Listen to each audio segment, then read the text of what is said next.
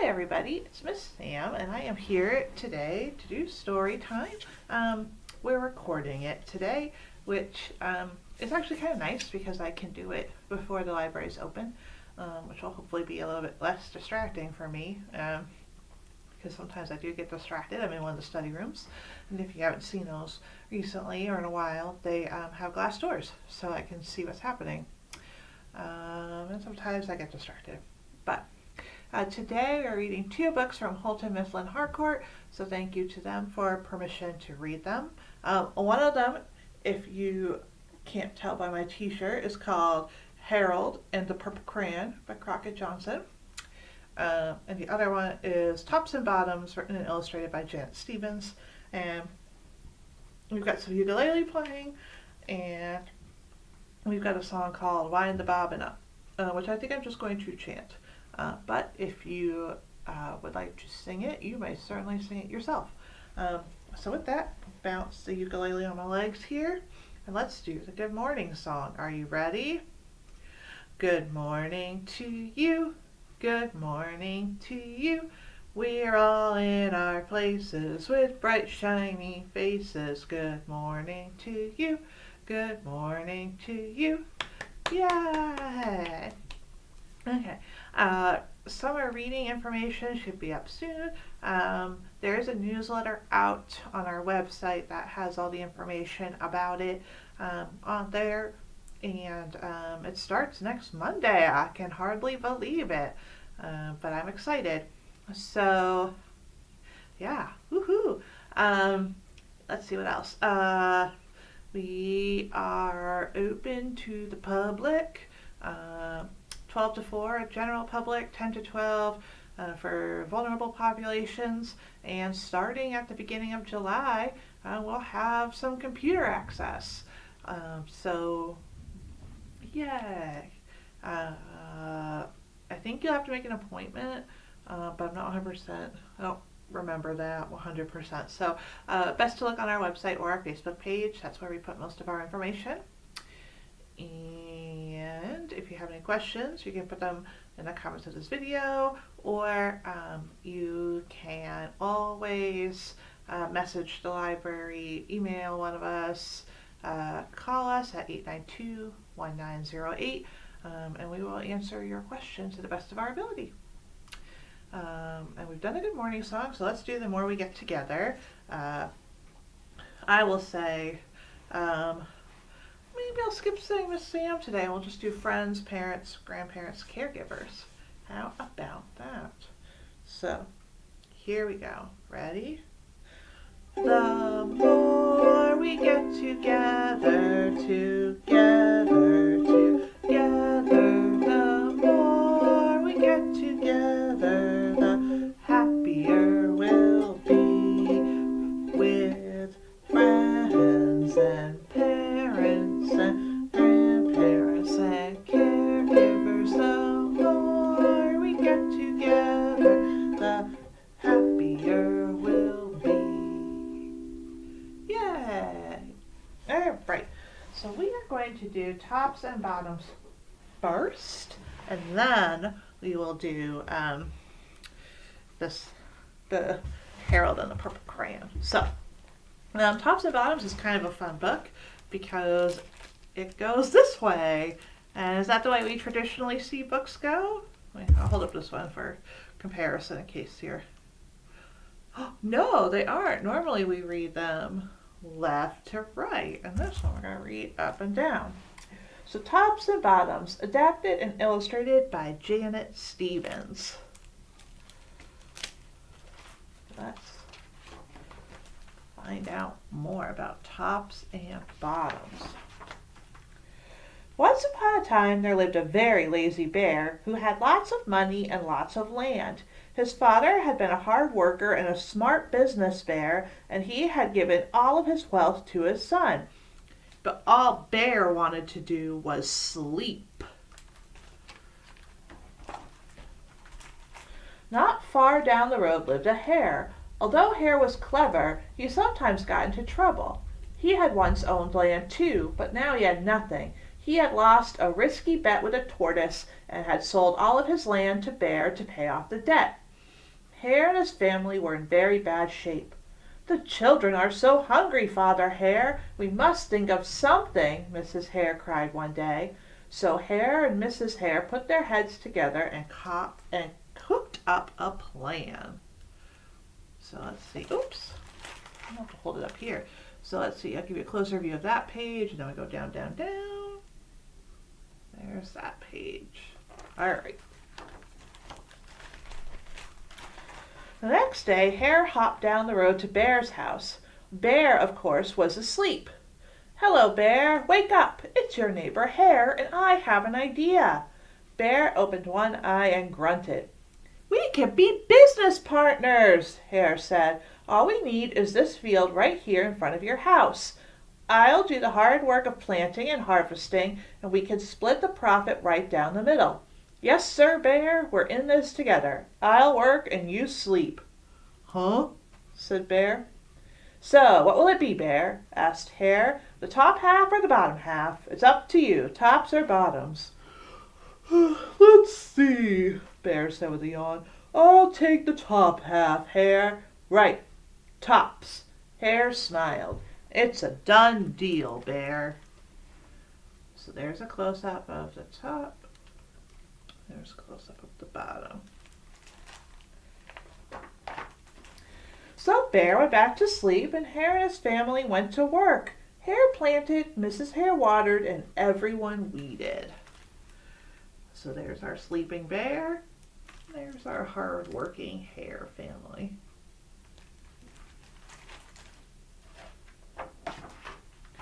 Bear slept as the crops grew. When it was time for the harvest, Hare called out, "Wake up, Bear. You get the tops, and I get the bottoms."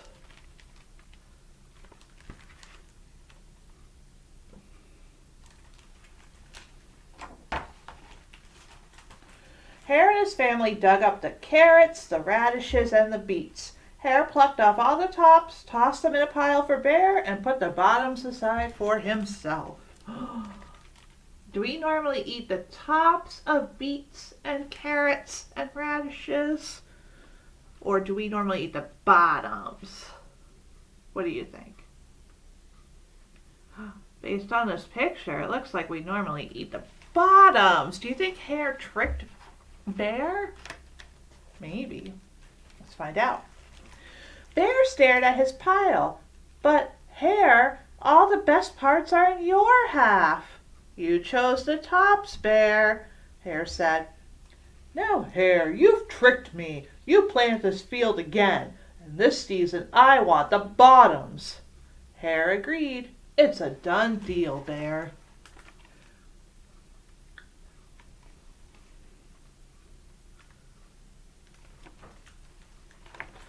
All right. So Bear went back to sleep, and Hare and his family went to work. They planted, watered, and weeded. Do you think they're going to try to trick Bear again? I don't know. Let's find out. Bear slept as the crops grew. When it was time for the harvest, Hare called out, "Wake up, Bear. You get the bottoms, and I get the tops."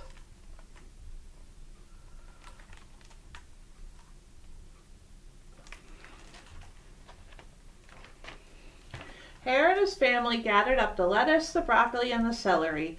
Hare pulled off the bottoms for Bear and put the tops in his own pile.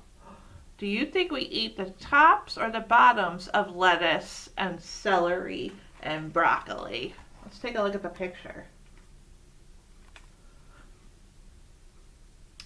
Which one do you think we eat? Do you think we eat the tops? I think so too. Bear looked at his pile and scowled. "Hare, you have cheated me again." "But Bear," Hare said, "you wanted the bottoms this time." Bear growled, "You plant this field again, Hare. You've tricked me twice, and you owe me one season of both tops and bottoms." "You're right, poor old Bear," sighed Hare. "It's only fair that you get both tops and bottoms this time. It's a done deal, Bear." So there's the top picture, there's the bottom picture. Do you think they'll manage to trick Bear again? I don't know. Let's find out. So Bear went back to sleep, and Hare and his family went to work. They planted, watered, and weeded, then watered and weeded some more.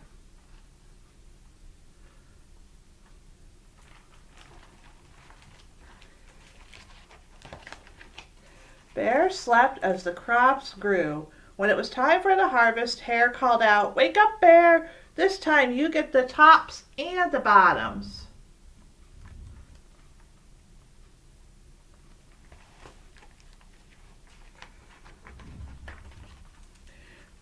There in front of Bear's house lay a high field of corn. Hare and his family yanked up every cornstalk.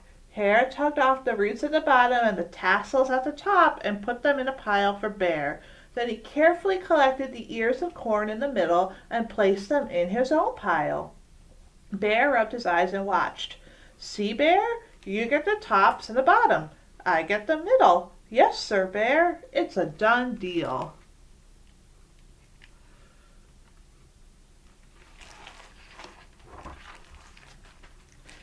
By now, Bear was wide awake.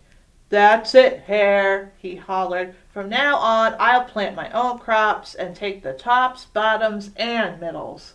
Hare and his family scooped up the corn and hopped down the road toward home. So there's the bear, and there's the rabbits. Bear never again slept through a season of planting and harvesting. Hare bought back his land with profit from the crops, and he and Mrs. Hare opened a vegetable stand. And although Hare and Bear learned to live happily as neighbors, they never became business partners again. The end. So, that was Tops and Bottoms by Janet Stevens. I hope you liked it. Now, we're going to do a ukulele song. It's sung to the tune of "Are You Sleeping?" or "Farah Jaka." You might know that one. "Are you sleeping? Are you sleeping? Brother John, Brother John. Morning bells are ringing, morning bells are ringing. Ding, dang, dong, ding, dang, dong." So, this one goes, the words are: "Summer is coming, summer is coming. Yes, it is, yes, it is. Fun is in the air, sunshine everywhere. Summer's here, summer's here." And I thought it'd be a good one to do because June 21st is coming right up, and that is the summer solstice. That is when it will be the longest day of the year. So, you ready to sing it with me? We're going to have some ukulele here. So, here goes. Summer's coming, summer's coming. Yes, it is, yes, it is. Fun is in the air, sunshine here and there. Sunshine here and there. Summer's here, summer's here. So, I messed up a little bit, but that happens sometimes, right? When you're learning a new thing. I practiced, but I got distracted because I got nervous. And that happens sometimes too, and it's okay. So yeah. So now we are going to do a song called "Wind the Bobbin Up." And this is one that I do not remember from my childhood, but I think we will enjoy doing it together. So we're going to practice rolling our hands. So you ready? Rolling our hands. Here we go. Wind the bobbin up. We're rolling our hands forward. Wind the bobbin up. We're going to pretend to pull. Can you help me? Pull, pull. Now we're going to clap twice. Clap, clap. Now we're going to wind it backwards. So we're going to roll our hands the opposite direction. Ready? Wind it back again. Wind it back again. Now we're going to pull again. Pull, pull, clap, clap. Point to the ceiling. point to the floor, point to the window, point to the door. And funnily enough, I do have a window and a door in this room. So clap your hands together. 1, 2, 3. Then put your hands upon your knees. All right, let's do that one together again. Ready? Wind the bobbin up. We're going forwards. Wind the bobbin up. Pull, pull, clap, clap. Wind it back again. Wind it back again. Pull, pull, clap, clap. Point to the ceiling, point to the floor. Point to the window, point to the door. Clap your hands together. 1, 2, 3. Place your hands upon your knees. All right. So there's the bobbin song. Wind the bobbin up. So that was kind of fun. Practices rolling your hands, which is really good for your brain. And we practice some counting. So, all right. Now we're going to read Harold and the Purple Crayon by Crockett Johnson. I think I might need to move a little bit closer because it's a smaller book. Ooh, my face got really close there. Hope you don't mind. Okay, Harold and the Purple Crayon. So, Harold and the Purple Crayon. Did I thank the wrong publisher? I might have. So this is Harcourt Brace and Company. So that's Harcourt. Holton Mifflin Harcourt. This one actually is HarperCollins. I apologize, HarperCollins, for saying that this was by Holton Mifflin Harcourt. So, but let's read it anyway. One evening, after thinking it over for some time, Harold decided to go for a walk in the moonlight. There wasn't any moon, and Harold needed a moon for a walk in the moonlight. He needed something to walk on. He made a long straight path so he wouldn't get lost, and he set off on his walk, taking his big purple crayon with him. But he didn't seem to be getting anywhere on the long straight path, so he left the path for a shortcut across the field, and the moon went with him. The shortcut led right to where Harold thought a forest ought to be. He didn't want to get lost in the woods, so he made a very small forest with just one tree in it. It turned out to be an apple tree. The apples would be very tasty, Harold thought, when they got red. So he put a frightening dragon under the tree to guard the apples. It was a terribly frightening dragon. It even frightened Harold. He backed away. His hand holding the purple crayon shook.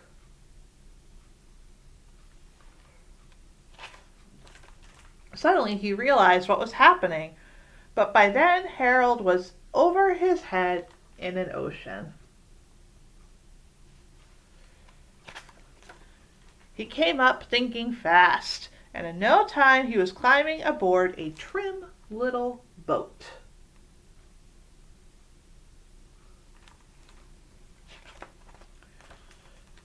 He quickly set sail, and the moon sailed along with him. After he had sailed long enough, Harold made land without much trouble. He stepped ashore on the beach, wondering where he was.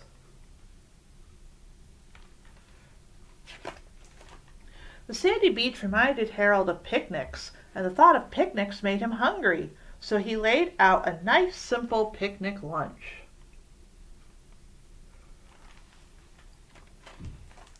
There was nothing but pie, but there were all 9 kinds of pie that Harold liked best. Pie. When Harold finished his picnic, there was quite a lot left. He He hated to see so much delicious pie go to waste.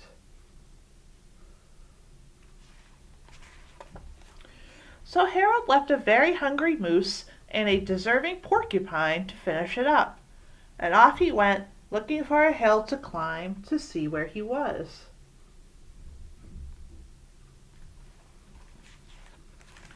Harold knew that the higher up he went, the further he could see, so he decided to make the hill into a mountain. If he went high enough, he thought, he could see the window of his bedroom. He was tired, and he felt he ought to be getting to bed. He hoped he could see his bedroom window from the top of the mountain.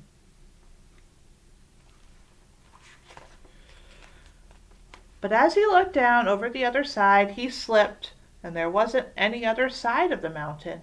He was falling in thin air.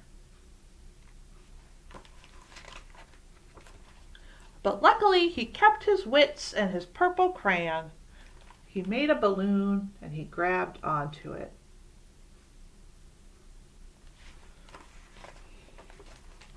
And he made a basket under the balloon big enough to stand in.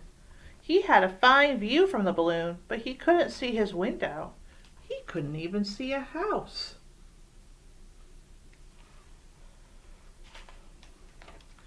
So he made a house with windows, and he landed the balloon on the grass in the front yard.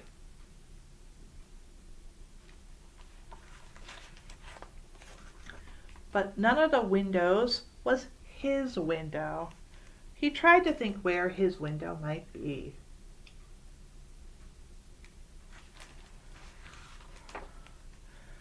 He made some more windows.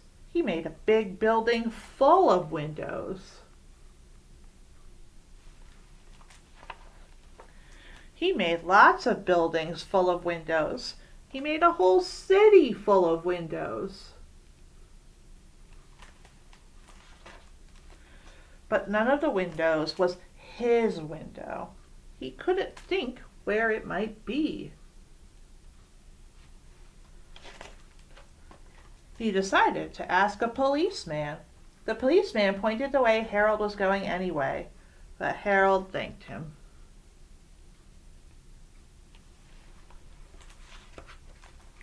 And he walked along with the moon, wishing he was in his room and in bed. Then, suddenly, Harold remembered. He remembered where his bedroom window was when there was a moon.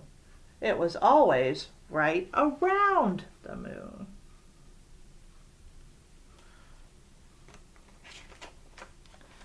And then Harold made his bed. He got in it and he drew up the covers.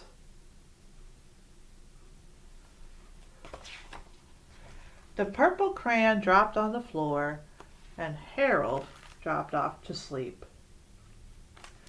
The end. You guys remember how to say purple in sign language?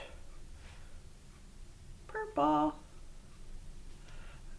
So, right. I hope you enjoyed that story, and I hope you enjoyed Tops and Bottoms and our two songs. And it's a beautiful day outside today, so I hope you get to play, maybe even go into some nice cool water. And I will see you again soon. So take care. Let's sing our goodbye song. Goodbye, goodbye, goodbye, friends. Goodbye, goodbye, goodbye, friends. Goodbye, goodbye, goodbye, friends. See you all next time at the library. Yay! So I do miss seeing you, but I'm hoping that you enjoy these videos and that we'll be able to be together soon.